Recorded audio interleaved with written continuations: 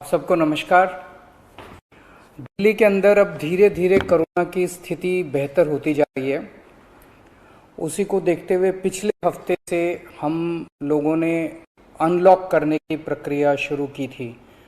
ये ज़रूरी है कि अगर कोरोना की स्थिति बेहतर हो रही है तो अर्थव्यवस्था को वापस पटरी पे लाना भी बहुत ज़रूरी है।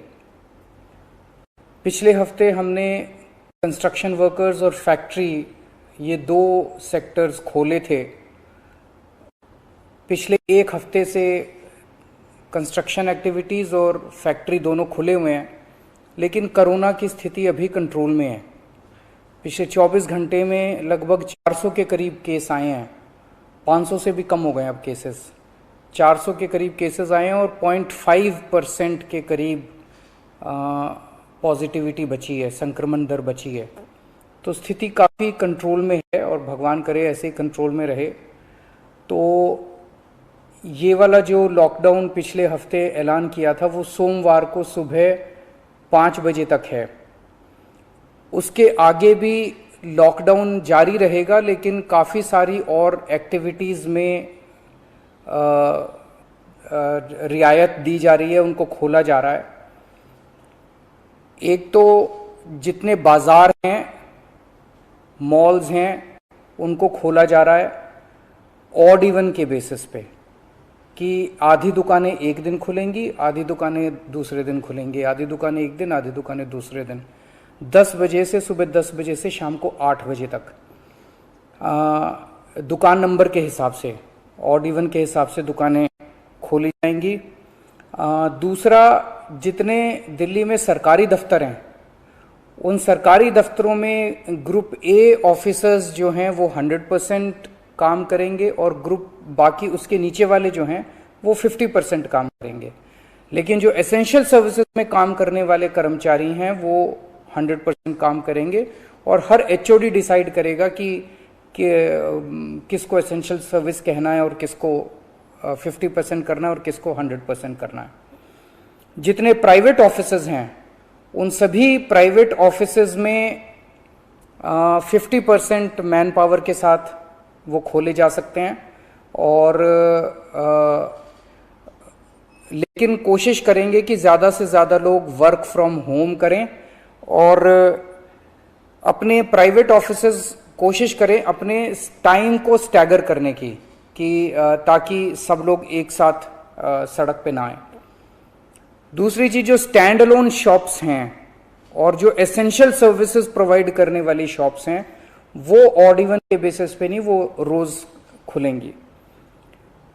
दिल्ली मेट्रो 50% कैपेसिटी के ऊपर चालू की जा रही है और ई कॉमर्स के जरिए जो सामान बेचने की प्रक्रिया है वो चालू रहेगी।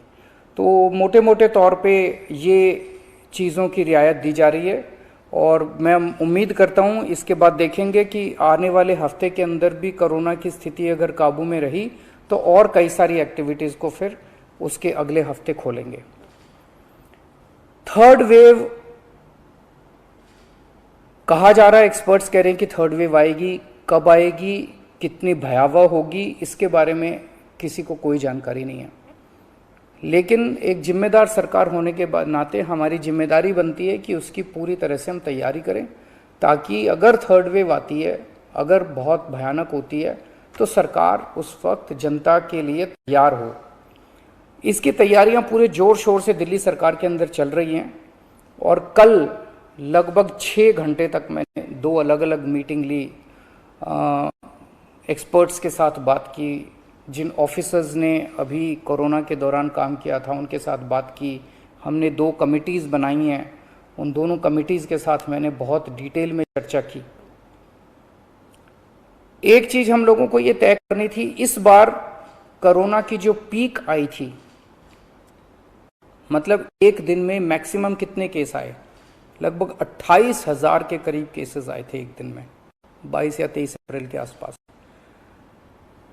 अगली पीक कितनी हो सकती है, तो ये तय किया गया कि अगली पीक 37,000, एक्सपर्ट्स के साथ बात करके, ऑफिसर्स के साथ बात करके, सबके साथ बात करके, कि 37,000 पीक मान के इसकी तैयारी शुरू की जाए।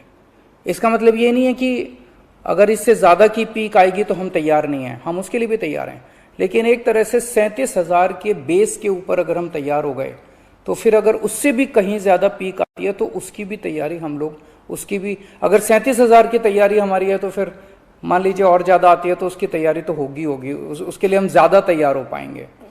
तो 37,000 को एक तरह से बेस माना जा रहा है। 37,000 की पीक की तैयारी के हिसाब से अब सारे कैलकुलेशंस किए जा रहे हैं कि अगर 37,000 की पीक आती है तो कितने बेड्स की ज़रूरत पड़ेगी, कितने आईसीयू की ज़रूरत पड़ेगी, कितने उसमें से बच्चों वाले होने चाहिए, कितनी ऑक्सीजन की ज़रूरत पड़ेगी, ये सारी चीज़ें, अब कितनी दवाइयों की ज़रूरत पड़ेगी, ये सारी चीज़ें अब कैलकुलेट की जा रही हैं। एक पीडियाट्रिक टास्क फोर्स अलग से बनाई गई है। वो पीडियाट्रिक टास्क फोर्स ये तय करेगी कि जितने हमारे ऑक्सीजन बेड्स होंगे उसमें से कितने बच्चों के होने चाहिए, जितने आईसीयू बेड्स होंगे उसमें से कितने बच्चों के होने चाहिए।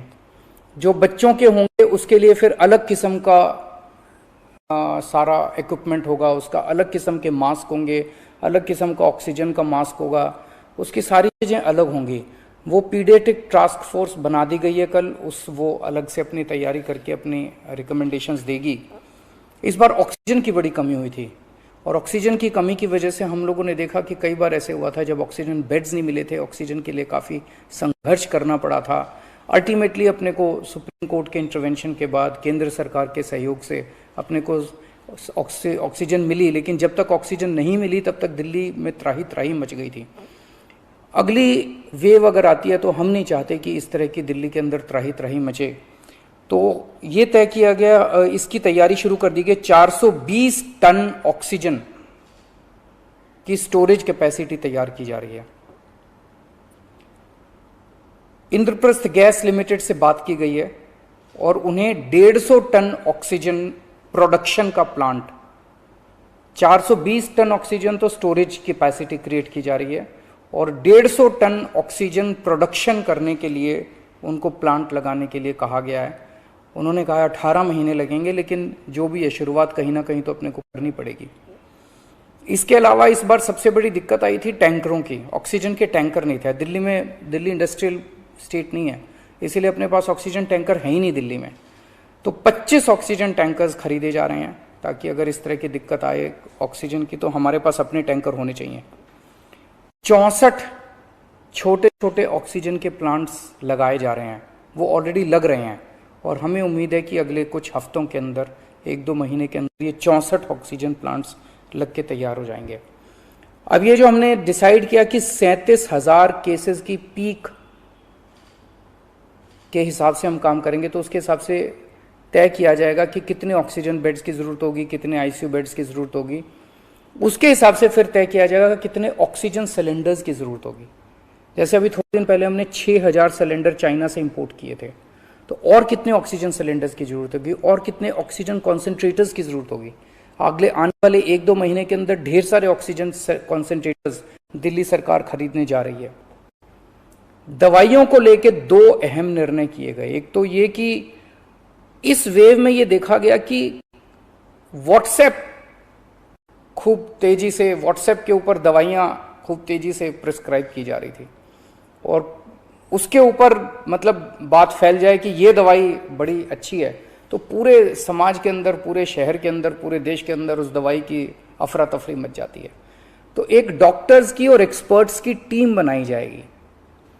अगर किसी दवाई की डिमांड होती है तो वो डॉक्टर्स एग्जामिन करके बताएं कि इस दवाई से कोरोना में फ़ायदा होगा कि नहीं होगा। अगर डॉक्टर कहते हैं होगा तो सरकार उस दवाई को मुहैया कराने की कोशिश करेगी, और डॉक्टर अगर कहते हैं कि ये दवाई बिल्कुल बेकार है, इससे कोरोना में कोई फ़ायदा नहीं होगा और लोग इसके पीछे भागना बंद करें, तो जनता को उसके बारे में जागरूक किया जाएगा कि इस दवाई के पीछे भागना बंद कीजिए। एक ये। दूसरा, जो जो इम्पॉर्टेंट दवाइयाँ हैं उनकी लिस्टें बना ली गई हैं, उसका कितना बफर, कितना स्टॉक चाहिए होगा उतना बफर स्टॉक क्रिएट किया जाएगा। एक्सपायरी डेट्स किस दवाई की कितनी है, एक्सपायरी डेट्स को ध्यान में रखते हुए उन सभी दवाइयों का बफर स्टॉक क्रिएट किया जा रहा है, ताकि अगर जरूर, और प्राइवेट अस्पतालों के भी आदेश दिए जा रहे हैं कि वो भी अपने बफर स्टॉक्स इस तरह से तैयार रखें ताकि अगर महामारी आती है तो हम उसके लिए तैयार रहें। इसके अलावा 2 जीनोम सीक्वेंसिंग लैब्स बनाई जा रही हैं एलएनजेपी हॉस्पिटल में और आईएलबीएस में, ताकि हमें भी पता रहे कि दिल्ली के अंदर जो भी वेरिएंट आ रहा है वो वेरिएंट कौन सा वेरिएंट है, पुराने वाला है या कोई नया वेरिएंट आ गया है, और हमें इस बारे में क्या एहतियात बरतने की ज़रूरत है, हम एक्सपर्ट से पूछ सकते हैं। तो ये बहुत सारी चीज़ें कल चर्चा हुई, ये कुछ चीज़ें मैंने आपको बताई हैं और आपको यही आश्वासन देना चाहता हूँ कि आपकी सरकार पूरी तरह से 24 घंटे लगी हुई है इसमें। मैं उम्मीद करता हूँ कि अब कोई तीसरी वेव नहीं आनी चाहिए, उसके पहले हम कोशिश करेंगे अपने लोगों को वैक्सीनेट कर दें, लेकिन अगर तीसरी वेव आती है तो लोगों को तकलीफ़ नहीं होनी चाहिए, इसके बारे में हम पूरी कोशिश करेंगे। नमस्कार।